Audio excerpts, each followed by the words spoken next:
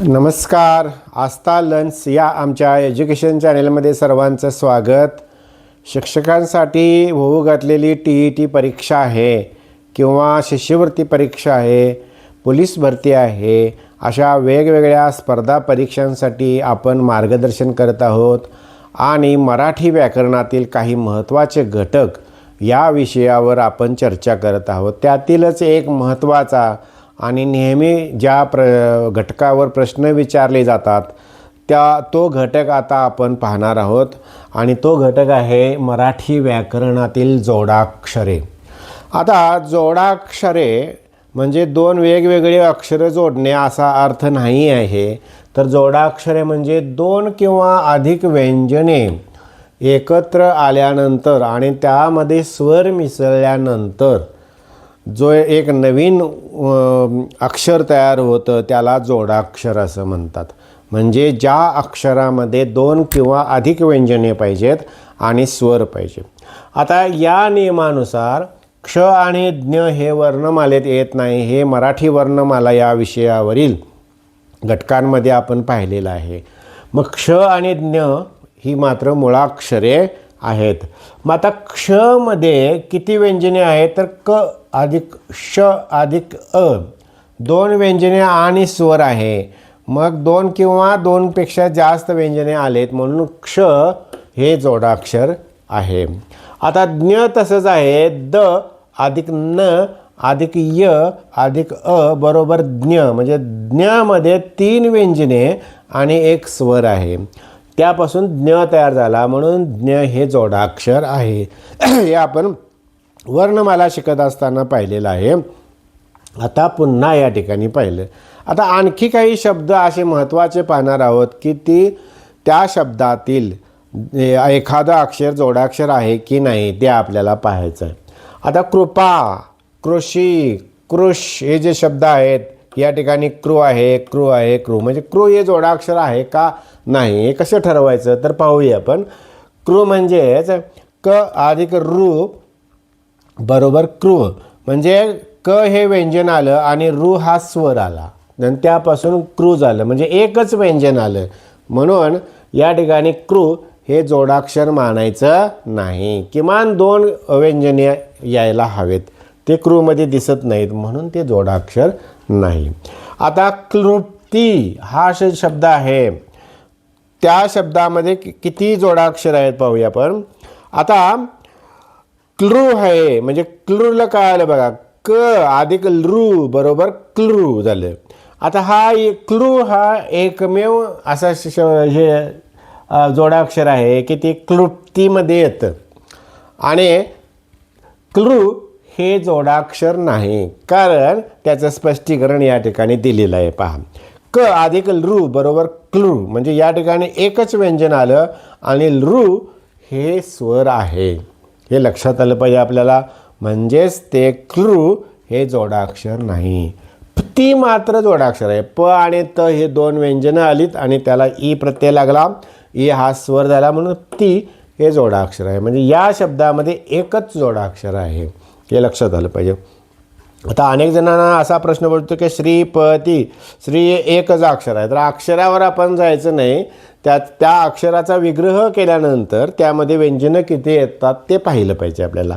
आता श्रीपतीमधील श्रीचा आपण विग्रह करूया. श अधिक र अधिक ई बरोबर श्री झालं, म्हणजे श्रीमध्ये दोन व्यंजने आणि एक स्वर आहे आणि अशा प्रकारे ते श्री श आणि खाली र हे लिहिले बघा. असं पण लिहितात, असं पण लिहितात. हे लिहिलेलं हे म्हणजे व्याकरणाच्या दृष्टीनं बरोबर आहे. आता श्रीमध्ये दोन व्यंजनं आहेत म्हणून ते जोडाक्षर आहे. आता हृदय हा शब्द पाहूया. ह अधिक रू असा येते, म्हणजे ह हे व्यंजन आलं तर रू हा स्वर आला, त्यापासून हृ झालं. म्हणजे हृ हे जोडाक्षर नाही, त्यामध्ये दोन व्यंजने नाहीत. म्हणजे हृदय या शब्दामध्ये एकही जोडाक्षर नाही. आता आणखी काही शब्दांमध्ये जोडाक्षर लपलेले आहेत का ते आपण पाहायचं आहे. आता काँग्रेस हा शब्द आहे.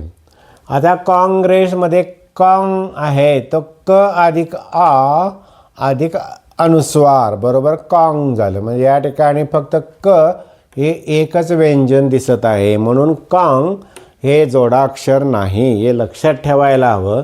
आता ग्रे आहे ते ग अधिक र अधिक ए बरोबर ग्रे आलं म्हणजे दोन व्यंजनं आले म्हणजे ग्रे हे जोडाक्षर आहे. तसंच कॅप्टन पाहूया आपण. आता क्या पाहूया क अधिक ॲ बरोबर क्या म्हणजे या ठिकाणी एकच व्यंजन आहे म्हणून ते क्या हे जोडाक्षर नाही. तर मध्ये प अधिक ट अधिक अ बरोबर ट म्हणजे दोन व्यंजने आणि एक स्वर आला म्हणून ट हे जोडाक्षर आहे. आता प्रकाश यामध्ये प्र पाहूया प अधिक र अधिक अ बरोबर प्र म्हणजे प्र हे जोडाक्षर आहे कारण त्या ठिकाणी दोन व्यंजने आणि एक स्वर आलेला आहे. गर्विष्ठ या शब्दात किती जोडाक्षर आहेत पाहूया. आता रवी आहे तो र अधिक व अधिक ई बरोबर रवी झालं म्हणजे दोन व्यंजने अधिक एक स्वर बरोबर रवी झालं म्हणजे रवी हे जोडाक्षर आहे. आणि ष्ठ हा शब्द श अधिक ष्ठ अधिक अ बरोबर ष्ठ झालं दोन व्यंजने अधिक स्वर बरोबर जोडाक्षर झालं म्हणजे रवी आणि ष्ठ ही दोन जोडाक्षरे झालीत. आता तऱ्हामध्ये तर काय जोडाक्षर नाही रहा आहे का पाहूया. तर रहा बरोबर र अधिक ह अधिक आ बरोबर रहा आलं म्हणजे या ठिकाणी दोन व्यंजनं आलीत म्हणून ते जोडाक्षर आहे. ट्रकमध्ये ट्र पाहूया ट अधिक र अधिक अ बरोबर ट्र म्हणजे दोन व्यंजनं आलीत म्हणून ते जोडाक्षर आहे.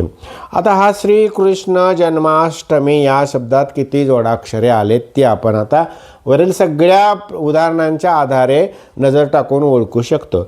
आता श्री हे जोडाक्षर आहे यापूर्वी आपण पाहिलेलं आहे इथं लिहिलेलं आहे. कृ हे जोडाक्षर नाही कारण क अधिक रू आलं. श्न या ठिकाणी श आणि न दोन व्यंजनं आलीत म्हणून ते जोडाक्षर आहे. म मध्ये न आणि म ही दोन व्यंजनं आलीत म्हणून ते जोडाक्षर आहे. ष्टमध्ये श आणि ट हे दोन व्यंजनं आलीत म्हणून ते जोडाक्षर आहेत. म्हणजे श्री श्न नमा आणि ष्ट हे चार जोडाक्षरे या शब्दामध्ये आहेत. तर अशा प्रकारे वेगवेगळ्या प्रकारची कोणतीही शब्द असू देत आपण जोडाक्षरे ते आहेत का नाही त्या शब्दात हे या नियमांच्या आधारे किंवा या एपिसोडच्या आधारे तुम्ही ओळखू शकता. आणि अशाच प्रकारे आणखीन चांगली उदाहरणे व्याकरणावरील पाहायची असतील तर तुम्ही आमचं चॅनेल आहे ते लाईक करा, सबस्क्राईब करा आणि बेल आयकॉनवर क्लिक करा. धन्यवाद.